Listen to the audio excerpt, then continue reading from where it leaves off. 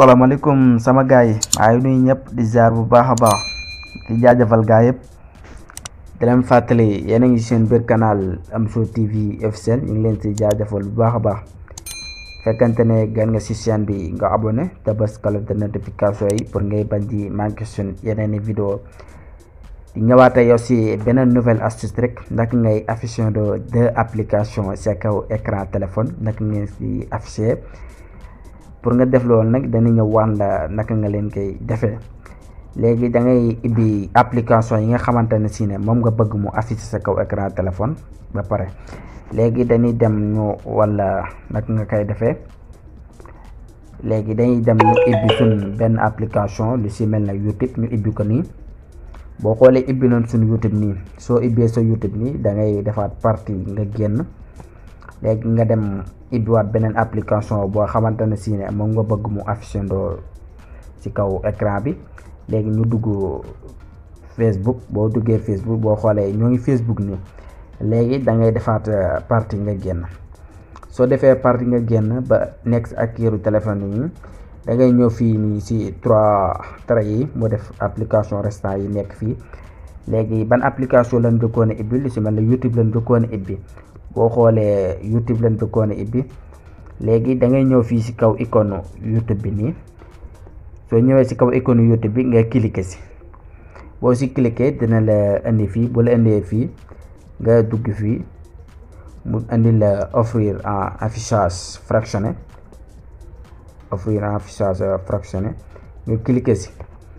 boo ci cliquer automatiquement daf lay indil YouTube bi nii ci kaw léegi pour ban application lañ ko war a boole muy affiché ndoo suñ kaw écran Facebook léegi boo ñëwee nii da ngay cliquer directement ci Facebook bi léegi cliquer nañ Facebook boo cliquer Facebook yaa ngi gis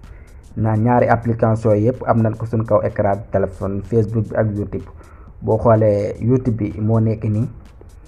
yaa ngi gis YouTube bi moo nekk nii man ngay seetaan YouTube te en plus tim man ngay connecté Facebook na boo xoolee suñ Facebook moo nekk nii ci suuf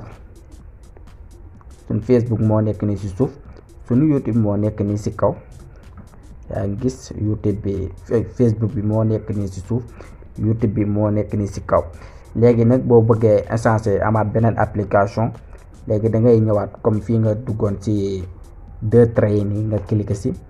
boo ci cliquer dina la indil application yi nii ci suuf léegi ban application lañ ko war a changer léegi nu jël WhatsApp léegi boo jëlee WhatsApp boo xoolee WhatsApp mi ngi nii man ngay discuter envoyer message ku la neex sa biir WhatsApp te en plus bu la neexee man ngay connecté ak sa YouTube ci kaw boo xoolee YouTube bi moo nekk nii man ngay connecté YouTube bi ci kaw en plus man ngay discuter ak WhatsApp bi fii ci suuf te man ngay connecté ci deux applications yëpp sa kaw écran téléphone te du la yàqal dara soit boo bëggaatee beneen application nga ñëw fii sa calcul neexee man ngay calculer fii te du la yàqal dara en plus bu la neexee man ngay calculer fii sa machine calcul te du la yàqal dara te bu la neexee tamit man ngay continuer di seetaan say vidéo say film sa biir YouTube te du la yàqal dara si deux applications yi ne ñu nekk offrir en affichage fractionné si téléphone mais du application yëpp lay mën a def noonu nag affichage en fractionné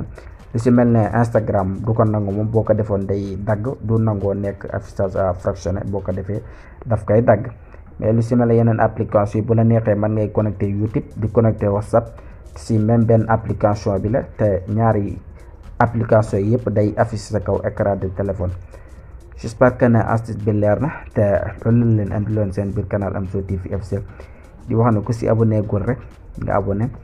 te bës cloche de notification yi pour ngay bañ di manqué suñu yeneen vidéo di la wax dig daje à la prochaine vidéo incha allah.